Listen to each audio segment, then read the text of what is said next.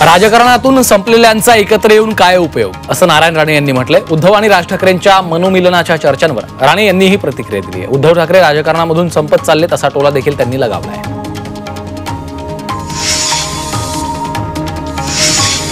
बेकायदा बॅनरबाजीवर मुख्यमंत्री देवेंद्र फडणवीसांनी संताप व्यक्त केलाय. बॅनरबाजीमुळे शहर विद्रूप होत असल्याचं त्यांनी म्हटलंय. फडणवीसांनी सर्व महापालिका अवैध बॅनर हटवण्याच्या सूचना दिल्याची माहिती आहे.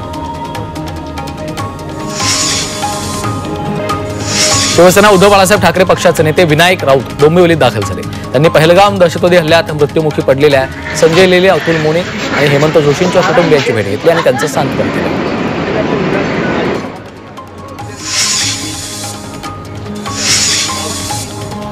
पहलगाम दहशतवादी हल्ल्याच्या निषेधार्थ अभिनेते मकरंद देशपांडे यांनी निदर्शनं केली आहेत. नागरिकांसह मुंबईतल्या शिवाजी पार्कमध्ये त्यांनी निदर्शनं केली. यावेळी हातामध्ये पोस्टर्स घेत मृतांना श्रद्धांजली वाहिली आहे.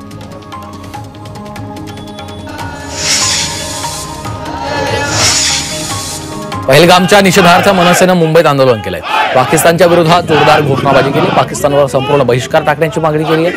पाकिस्तानींना देशाच्या भूमीवर पाऊल ठेवू देऊ नका. पाकिस्तानचं नाव जगाच्या नकाशावरून मिटवून टाकण्याची गरज असल्याचं देखील मनसे नेते बाळा नांदगावकरांनी म्हटलंय.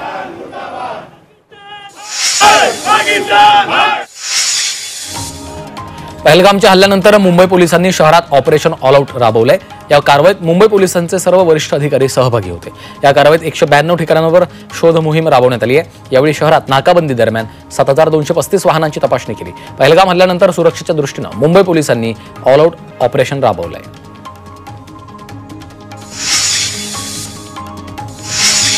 पुणे पोर्शे कार प्रकरणी बाल न्याय मंडळाच्या बडतर्फ केलेल्या 2 सदस्यांनी मुंबई उच्च न्यायालयात धाव घेतली आहे. या प्रकरणी 18 जूनला पुढील सुनावणी होणार आहे. अल्पवयीन चालक मुलाला 300 शब्दांच्या निबंध लेखनासह विविध अटींवर जामीन दिल्याप्रकरणी राज्य सरकारनं 2 सदस्यांना बडतर्फ केलं होतं.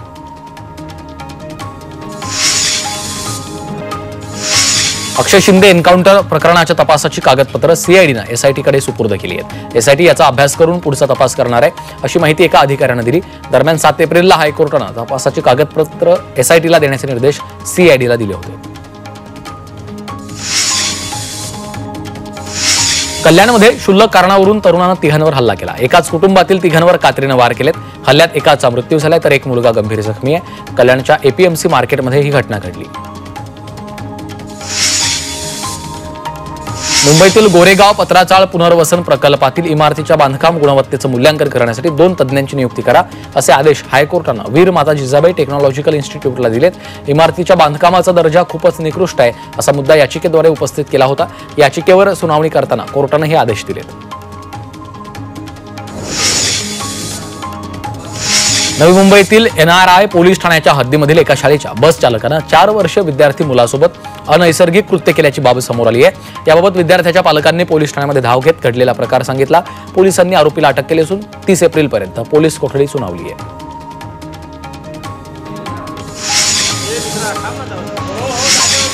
अंबरनाथमध्ये चिंधीच्या कारखान्याला भीषण आग लागलेली आहे. यामध्ये मोठं नुकसान झालं. अग्निशमन दलाच्या गाड्यांनी आग विझवली आहे. मुंबईत ईडी कार्यालय असलेल्या इमारतीमध्ये आग लागली. आगीवर नियंत्रण मिळवलेलं आहे. बलाड पियर इथल्या कैसरी हिंद या इमारतीला पहाटेच्या सुमारास आग लागली होती. अग्निशमन दलाच्या 12 गाड्या घटनास्थळी दाखल झाल्या. मुंबई नाशिक महामार्गावर भीषण अपघात झालेला आहे. ठाण्यातील विवियाना मॉल समोर अपघात झाला. कार आणि ट्रकची समोरासमोर धडक झाली. यामध्ये कारचा चक्काचूर झाला. आरोग्य विभागाच्या प्रयोगशाळेत औषधी गुणवत्ता तपासणी सुविधा सुरू करण्यास परवानगी दिली आहे.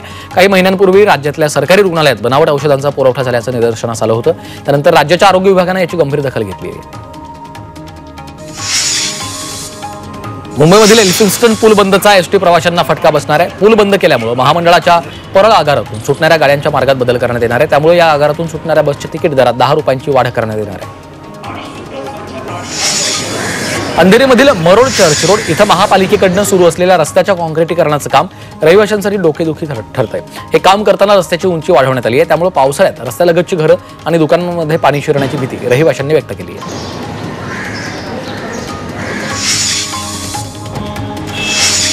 बेकायदा पार्किंगबाबत जनजागृती करा, अशा सूचना हायकोर्टानं ज्येष्ठ नागरिकांना केल्यात. ज्येष्ठ नागरिकांना तक्रार करण्याची सवयच असते, तर यंत्रणेच्या कायम विरोधात असतात. पार्किंग समस्यांवर अधिकाऱ्यांकडे बोट दाखवण्यापेक्षा समस्येवर उपाय शोधा, असा सल्ला देखील कोर्टानं दिला आहे.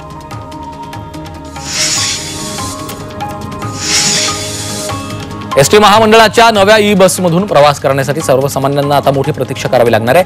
महामंडळासाठीच्या 500 वातानुकूलित ई बस बांधणी करणाऱ्या कंत्राटदाराच्या प्रकल्पात बिघाड झाल्यामुळे बस बांधणी प्रक्रिया ठप्प झाली आहे.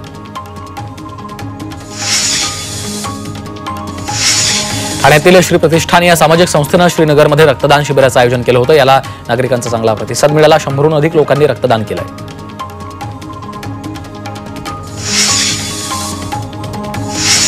मुंबईच्या मनराज प्रतिष्ठानच्या वतीनं 401व्या मोफत आरोग्य शिबिराचं आयोजन केलं होतं. यामध्ये मुंबईकरांनी त्याला चांगला प्रतिसाद दिला. या शिबिरात विविध तपासण्या मोफत केल्यात.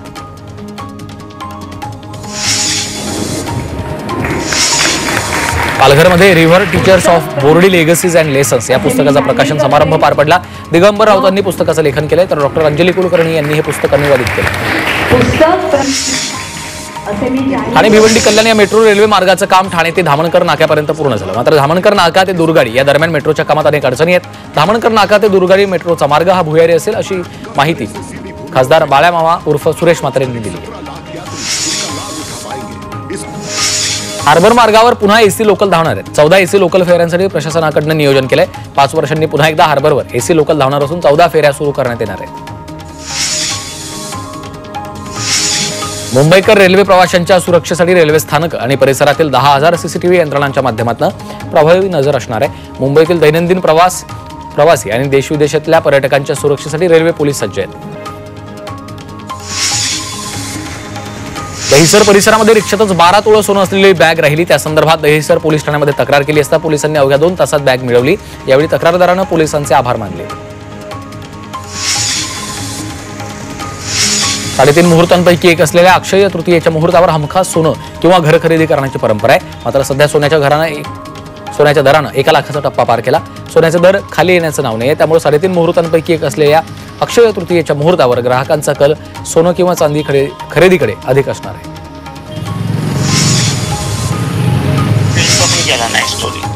महारेराच्या विकासकांविरोधात वसुली आदेश काढण्यात आले. 6 जिल्ह्यांसाठी 12 महसूल वसुली अधिकारी नियुक्त केले आहेत. मुंबई, ठाणे, रायगड, पुण्यातील थकीत वसुलीला आता वेग आलाय. रखडलेल्या झोपडपट्टी पुनर्वसन योजना जलद गतीनं मार्गी लावण्यासाठी राज्य शासनानं विविध प्राधिकरणांवर जबाबदारी सोपवली आहे. महापालिकेला झोपू प्राधिकरणाचे अधिकार बहाल केल्यामुळे आता महापालिका रखडलेल्या 64 योजनांसाठी विकासकांकडून स्वारस्यपत्र मागवणार आहे. वांद्रे रिक्लेमेशन तसंच आदर्शनगर इथल्या म्हाडा वसाहतींच्या पुनर्विकासाबाबत राज्य शासनानं आदेश जारी केलेत. या पुनर्विकासातून म्हाडाला 3,700 घरं 5 ते 6,000 कोटींचा महसूल मिळण्याची शक्यता आहे. यापेक्षा अधिक घरं देणाऱ्या सक्षम विकासकाची म्हाडामार्फत कन्स्ट्रक्शन अँड डेव्हलपमेंट एजन्सी म्हणून नियुक्ती केली जाईल.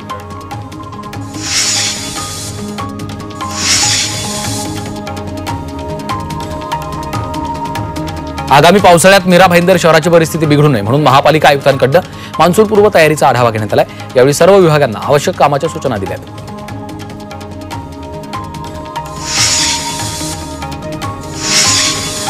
बामणडोंगरी गृहप्रकल्पातील 200 भाग्यवंतांना सोमवारपासून वाटप पत्र देणार असल्याची माहिती सिडकोनं दिली आहे. ज्या सोडतधारकांनी सदनिका मिळवण्याची विहित प्रक्रिया पूर्ण केली आहे आणि ज्या गृहप्रकल्पाचं बांधकाम पूर्ण झालंय अशा सोडतधारकांना टप्प्याटप्प्यानं सिडको घरांचं वाटप पत्र देत आहे.